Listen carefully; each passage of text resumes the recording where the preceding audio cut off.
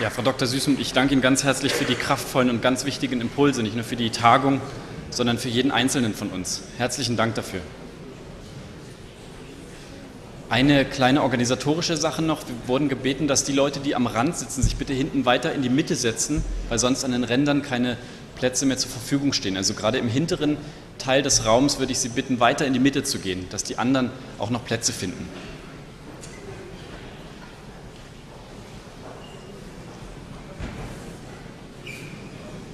Kommen wir nun zum nächsten Panel, zum ersten des heutigen Tages, nach dieser sehr guten Eröffnungsrede. Und zwar wird die Diskussionsleitung dieser Sitzung Rabbiner Professor Dr. Walter Homolka übernehmen. Ganz kurz auch noch ein paar Worte zu seiner Biografie. Er hat in München studiert, in London promoviert, wurde 1997 zum Rabbiner ordiniert und seit 2002 ist Professor Homolka Rektor des Abraham-Geiger-Kollegs, mit dem die Universität Potsdam kooperiert, und er ist hier auch Professor für jüdische Studien und Sie wurden angehalten, wirklich ganz streng auf die Zeit zu achten, also übergebe ich Ihnen hiermit das Wort und wünsche viel Freude. Dankeschön.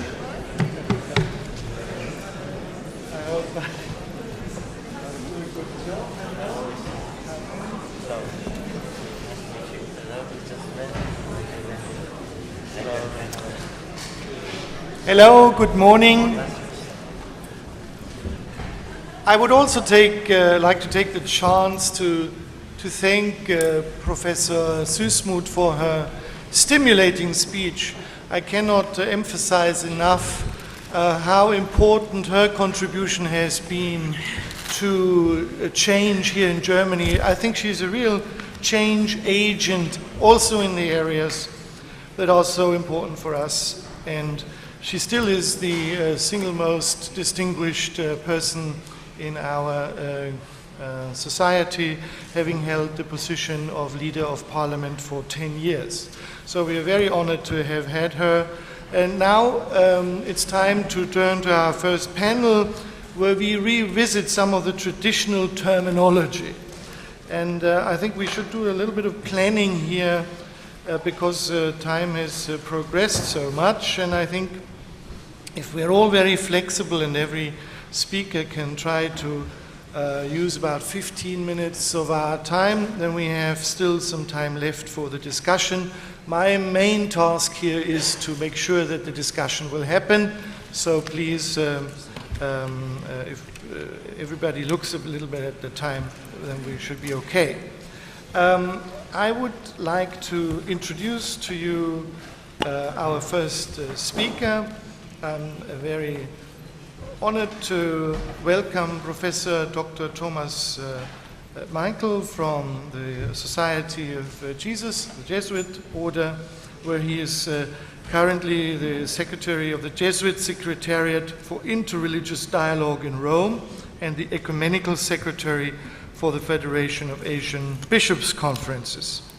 You have written much on the thought of Said Nursi and Fethullah Gülen, also because you have dealt with the subject over many, many years, and I welcome you as our first speaker. Thank you very much.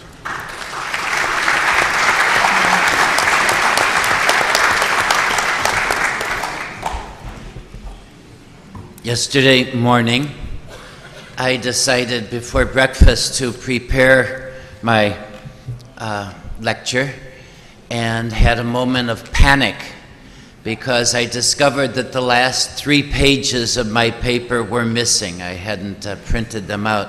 Well, that's good now. Well, I was tempted to rely on the tactics of one of my heroes, Nasruddin Hoxha. You might have heard the story of when Nasruddin Hoxha was on the lecture circuit. The problem was he hadn't prepared his lectures ahead of time, and so the first night he gets up and he says, "I presume that you all understand the theme and topic on which I'm about to speak this evening." And they said, "Yes, we do." He says, "Well, let's see how good your understanding is. You tell me what you think the topic is, and I'll tell you if you got it right." Well, the second night, he was speaking to a different audience, and he begins, I presume you all understand well the topic that I'm speaking on this evening. And they said, no, we don't. He said, this is atrocious. You came without any preparation. He said, we're going to have a research session right now. You go and study up on the topic and get prepared for it. Well, the third night, he was speaking to an entirely different audience, and he says, I presume that you all understand well the topic on which I'm to speak this evening. And half the people said, yes, we do. And the other half said, no, we don't. He says, aha, I see we have need for workshops. We should break into workshops so that those who understand the topic can explain it to those who do not. Well, fortunately, I didn't have to do that because the translators had a copy of my talk, and so I was able to reconstruct it that way. Well, let's get serious. Much has been written about the thought of Fethullah Gülen in terms of the social programs and institutions inspired by his ideas. Some have studied his theory of education as the pedagogical basis for the schools and other educational ventures founded and administered by members of the community associated with Gülen's name. Others have focused on his vision as the philosophical motor behind the social movement working to produce social change and renewal, not only in Turkey, but also in the whole Islamic Ummah and generally in our modern world. Still others have underlined Gülen's call for universal love and fellowship and tolerance, and consequently his encouragement of interreligious dialogue as an essentially Islamic obligation. In this paper, though, I want to concentrate on another aspect of the thought of Fethullah Gülen, and one that I believe may prove in the long run to be the area of his greatest influence. That is his role as spiritual director and teacher of interiorized Islamic virtue, the function Gülen plays as spiritual master whose counsel has guided individual Muslims and formed a coherent and workable community life among his disciples. Thousands of Turks and others, ranging from students to businessmen to young professionals, look to Fethullah Gülen as their spiritual teacher whose advice and wisdom has shaped their understanding of the religion of Islam and their lives as Muslims in the modern world. I don't intend here to treat the whole gamut of spiritual advice offered by Fethullah Gülen to his disciples, but will instead focus on one central concept and try to show its role in maintaining a cohesive, Islamically motivated community life. This is the Quranic concept of ikhlas, which is usually translated into English either as purity of intention or sincerity. And both of these translations touch on an essential aspect of the Quranic notion of ikhlas. Sincerity obviously means honesty of mind, freedom from dissimulation or hypocrisy. A sincere person is one whose external words and deeds are in accord with their inner thoughts or feelings.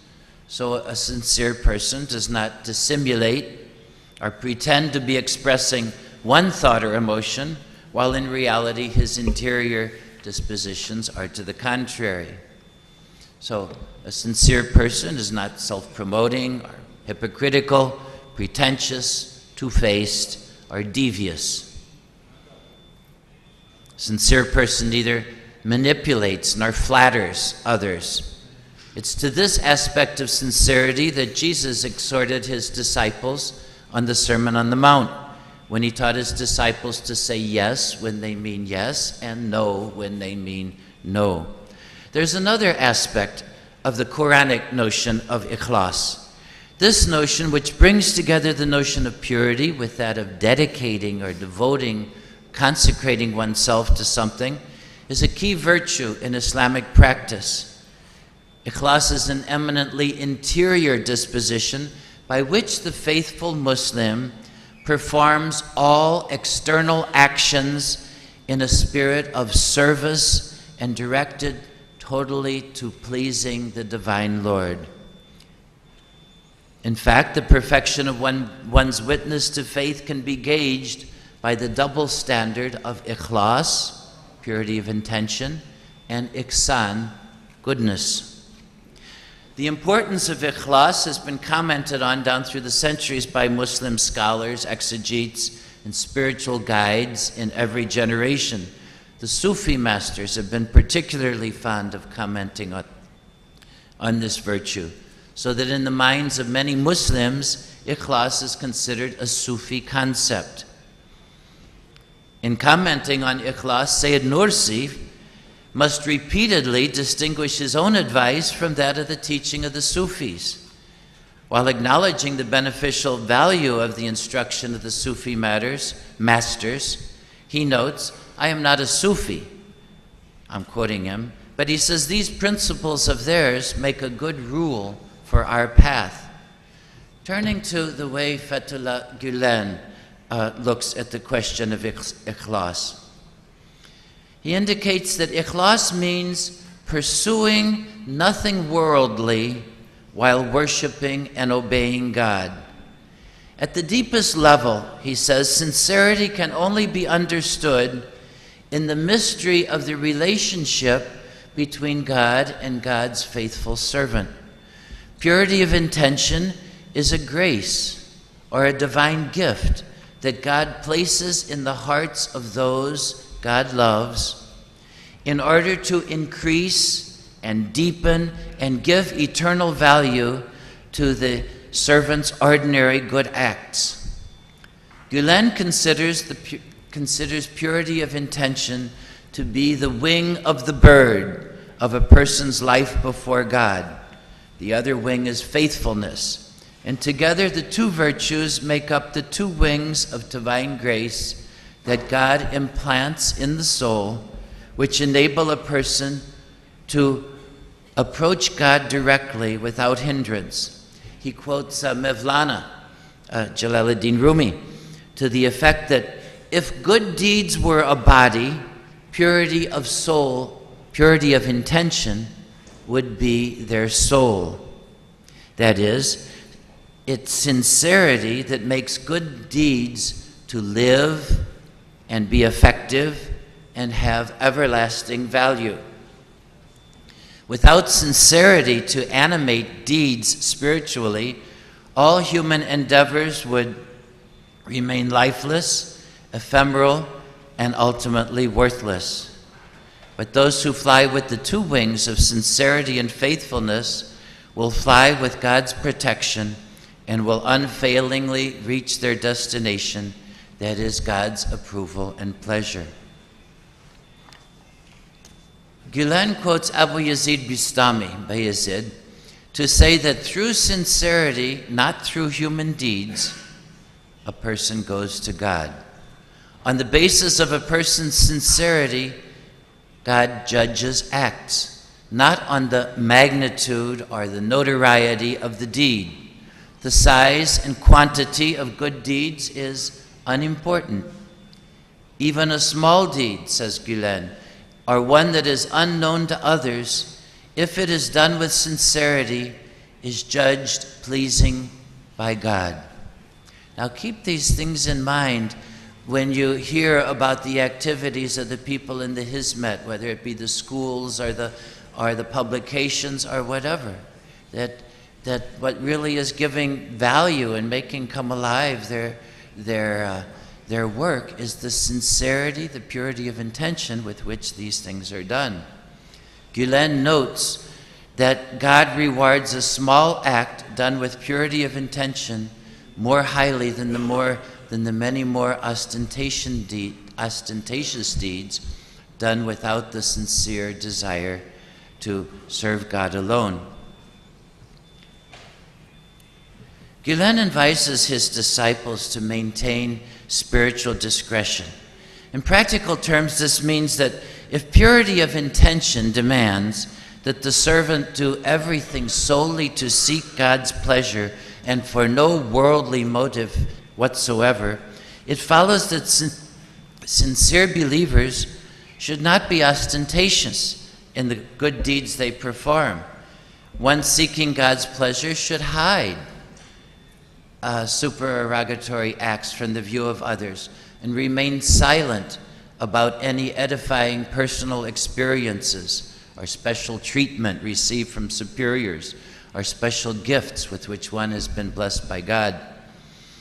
Gülen's point here is that there's a universal human tendency to perform one's good deeds in order to be seen by others and gain their approval. Moreover, human motivation is often complex, with the desire to serve God mixed with a craving for human admiration and approval.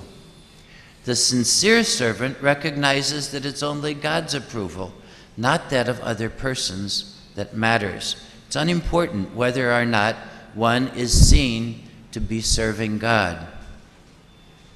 A person who does everything with purity of intention worries neither about being praised for his accomplishments nor censured for his failures. He does not care if others are aware or unaware of his achievements, nor is he preoccupied about receiving an award. Such a person behaves with consistency, whether or not one is in public or in private. Now, according to Gülen, sincerity teaches us that it's God's pleasure, not human recognition or respect, that's the true goal of our acts of piety and goodness. Moreover, in sincere worship, we discover that our human longing for paradise is not a sufficient motivation for doing what is right. Speaking of worship, Gülen teaches, he says, those performing acts of worship can be categorized by their intention and sincerity as follows. There are those who do these things in order to get into paradise. There are those who hope to be rescued from hellfire. There's also those who love and stand before God. And there's those who feel that they must worship as a requirement of their relationship between God and the Creator and human beings. In other words, the sincere worshiper no longer cares whether his deeds will form the basis for attaining paradise. In fact, Gülen says, sincerity should become second nature to God's servants, not a virtue after which a person consciously needs to strive. He advises his disciples to be so involved in worship and religious deeds, in seeking God's pleasure, that one does not even remember whether or not one should be sincere. In other words, even the virtue of sincerity itself must not be allowed to become the final goal of religious observance. The only true objective in the performance of any good act is to serve and obey God and to thereby give God pleasure and the satisfaction that is due him. To achieve this, Gülen says the disciples must engage in self-examination and self-supervision. Only the person who has learned to be honest with oneself will be able to know whether one's motivation is solely to worship God or whether the true incentive that is being pursued is some worldly gain, such as self-satisfaction, human respect, or personal ambition. Thus, developing a habit of honest evaluation and reflection will enable a person to grow in purity of intention. Gülen calls this muraqabah, that is, self-examination, self-supervision, by which God's servants are led, and I quote him, to maintain the purity of thoughts, actions, and intentions, even when they are alone in the consciousness of his continual observation. This really struck a bell with me as a Jesuit, because our spiritual master, St. Ignatius, he advises us that even in the busiest of days, there are two spiritual exercises we should never allow to miss. And those are the two moments of self-examination, or what we call the daily examen, trying to see God, how God is at work in our lives. And we try to do this twice a day. So when I read Gülen saying something very similar, I thought, yes, I understand what he's talking about. Well, our time is running out, so I'll conclude. The history of many religious groups has shown repeatedly that it's jealousy and competition among members that is the cause of factionalism, resentment, and divisions among rival groups. Similarly, it's sincerity that enables God's servants to keep focused on serving God alone, thus making their actions, whether they're great or small, acceptable to God. Now, if Gülen has been able to instill a sense of harmony and united service, hizmet, among his followers, it's largely because of the emphasis that he has put, I believe, on purity of intention. And he cites Mevlana to this effect. So I quote Mevlana, as cited by Fethullah Gülen. He says, "You should be sincere in all your deeds, so that the majestic Lord may accept them. Sincerity is the wing of the bird of the acts of obedience. Without a wing, how can you ever fly to the abode of happiness?" Thank you.